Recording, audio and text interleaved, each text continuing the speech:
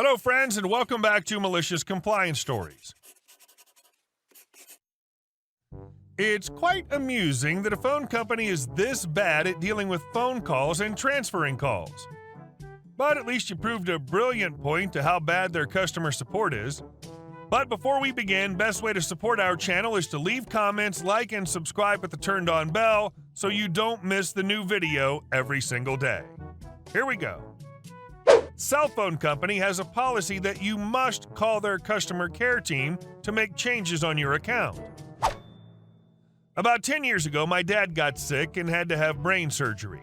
Our cell phone bill has always been a family plan that my sister and I pay into monthly because it keeps costs down that way for all of us. Also, we've been customers of this cell phone company, we'll call Print, since I can remember, and we've always enjoyed their service in our area.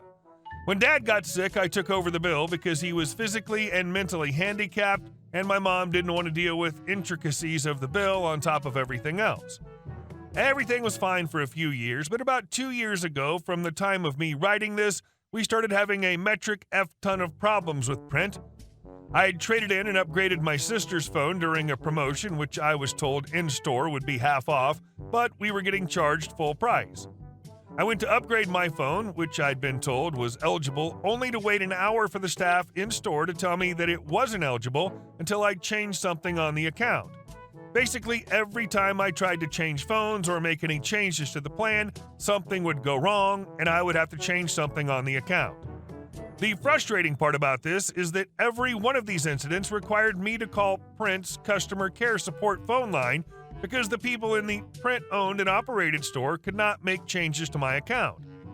Just noting that this was an actual Print store, not a retail third-party location. This usually lasted 2 to 3 plus hours per incident because you had to explain what was happening to each person who helped you.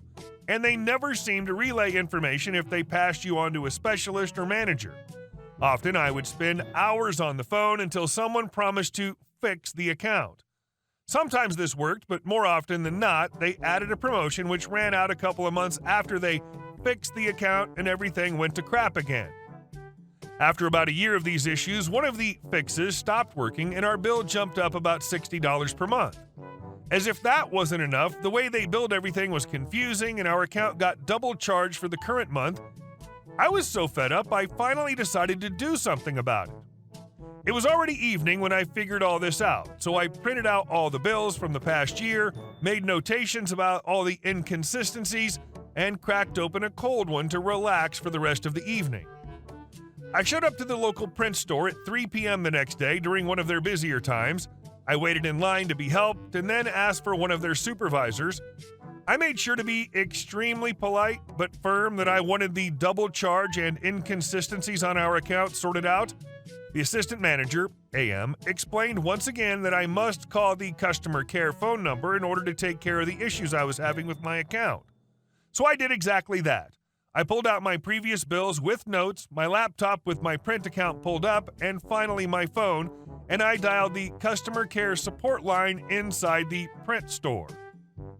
See, what I figured out after I think at this point 60 plus hours of speaking on the phone with Print representatives in other countries was that as the owner of the account, I could assign anyone temporary privilege to speak to their customer care about my account.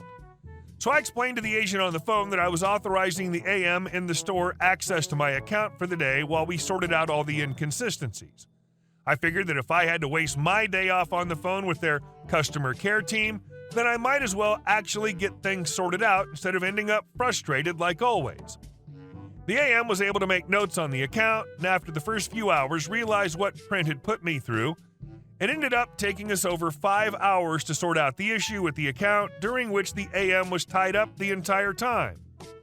I felt a little bad for the store and some of the customers who had to wait because the AM was tied up and the store manager was trying to do everything, but we ended up getting about $600 refunded from mistakes and from being double charged that month. I thanked the assistant manager for his time and told him that I had hoped I wouldn't have any more issues with my account. He and the store manager apologized for all the inconvenience and likewise hoped I wouldn't have any more issues. Customer service improvements are crucial for retaining loyal customers. Your feedback might contribute to positive changes.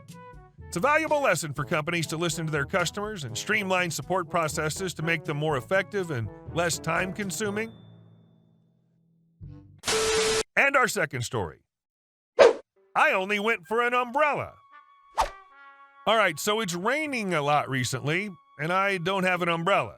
And I've been meaning to get one for about 2 years now because it often rains whenever I'm working, and it'd be nice to have a day where I can stay somewhere drier than I end up being usually. So I live with 3 friends, and we rent a 3-bedroom place together. Now, my 2 friends have both got umbrellas. I do not. So today, I decided I've finished work early, it's still dry out, I can quick walk to the supermarket and buy an umbrella for myself for when it rains. A 20-minute long walk to the store normally takes about 5 minutes, but I forgot my mask like an idiot and had to double back for one item, the umbrella. Only it started raining heavily. I'm drenched from head to toe, but I was determined to buy an umbrella. Now, the umbrellas are located pretty much near the main entrance, can't be 30 steps away from the doors. I'm dripping wet, so headed into the bathroom to use the built-in hand dryers to dry my shirt off for like 5 minutes and just generally get a bit warmer. Eventually, I walk out, no longer dripping, walk over to the umbrellas, which are about 10 steps away, pick up one lone umbrella out of like 100, pop it open just to see how big it is. There's different sizes in the boxes, from small, mediums, and large. Tag for size was on the inside. Then close it, and almost like magic, poof, a Karen is stood in front of me and asks me, or rather tells me, "Hey you, give me that. I want to try it out." To which I reply, "Sorry lady, I'm only here for this. There's plenty more literally next to you." To which she yelled, "I wanted that one. You have it. It's pink and I want it." Okay, first of all, it was a plain black one. Anybody with eyes can see that much? "Lady, you can see this is all black, right?" She yells at me again, "Liar! Go get me your manager. I want you fired for not letting me purchase that umbrella." There's a customer service desk literally behind me where there was a manager who straight away walked over and asked, "What's the problem here?" "He won't give me that pink umbrella he's holding. I stashed it away so I can come back for it, and he's stealing it from me." The manager scratches his beard, then his head, and says, "Ma'am, that's black. In fact, they're all black. We only stock plain black umbrellas here, unless it's a kid's one, which are rainbow colored." I sighed, popped it back open, spun it around, and just said, "Look at the umbrella, lady. It's black. B-L-A-C-K. She stuttered, confused, and said, "Well, where's the pink one you had just before that?" Manager, "Listen, ma'am, there's no pink ones, just plain black ones. Right next to you." He was visibly getting annoyed. "Now, I'm sorry if you've somehow misplaced or lost a pink umbrella in some other store, but it definitely wasn't this one."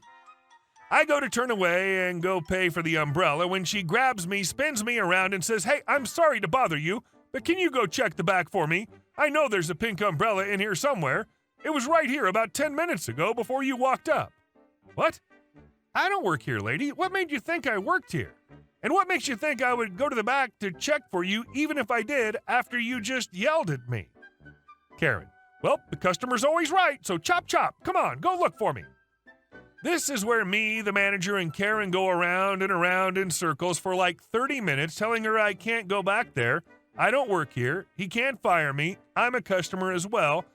In the end, the manager just tells me, "Go look in the back," then whispers to me, "Just walk past her and head to the checkout. Say James, the manager, gave me a code to enter for 50% off. The umbrellas were only $250 anyway, so I just accepted it." I got to the checkout, gave the code, got my 50% discount that I didn't need, a news story for Reddit, and a scratch card which I won 20 pounds on, and walked on home in the rain, completely forgetting I just bought an umbrella and didn't open it on the way. And our next story. He actually sent a letter. Background. I used to work at an automotive parts store, and I guess people started to recognize me as I worked there for a long time, and I was very good at my job. Often people would come in asking for me by name, as friends would recommend my advice and service. I often repaired small problems in the parking lot if we were slow. Fast forward 2 years later. I hadn't been an employee of the store for a long time. I've been in a few times before, and none of the staff are the same by now, so I don't get recognized by anyone, not even the managers. But this old man, he knows me. I don't know that he knows me, but he knows me. So I'm looking for the correct oil filter for my brother's motorcycle, and all the while, this guy's just standing next to me, staring at me, waiting for something, and I have no idea what he wants. I'm dressed nothing like a member of the staff.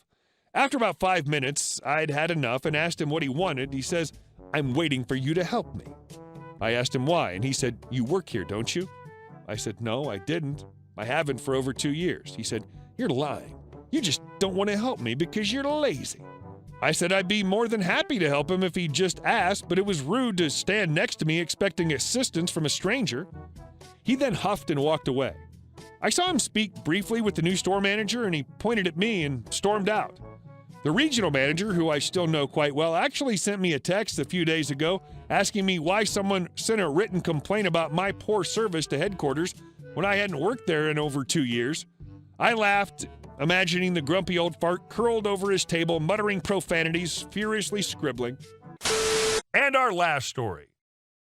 Breathtaking garden versus HOA. Do you know who my father-in-law is? My mom is an incredible landscape architect who's written 2 books on the subject. We live in a good-sized house in the suburbs. When my parents first moved in, our entire front and backyard was just grass. My mom didn't like this, so she spent years outside gardening and developed our yard into something really beautiful and unique. Basically, keep in mind I know nothing about landscape architecture, we have 2 small patches of grass on either side of our driveway, which is surrounded by a multitude of well-maintained bushes and flowers. After my mother had spent years on this project, the HOA sends us a letter about how there's a designated amount of grass that every yard must have. Our yard looked amazing, and my mom was clearly distraught, so she ignored the letter. They sent more and more until an HOA representative came out. The person was being a total jerk to my mother and threatening legal action, so my mother heard them out, then calmly responded with, "Thank you for making the trip out here, Mr. something, I forget. But before you take legal action, I should have you know my father-in-law is a lawyer who's been certified to testify before the Supreme Court." This is true. And between you and me, he doesn't make a habit of losing cases, especially those as mundane as this. The man was slightly taken aback and stuttered something before my mom added, "I'm a determined woman, and as you can see from my garden, when I start something, I make sure I finish it my way. If you don't stop pestering us, I'll see to it that your whole organization is taken down. Get the F off my property and have a good day."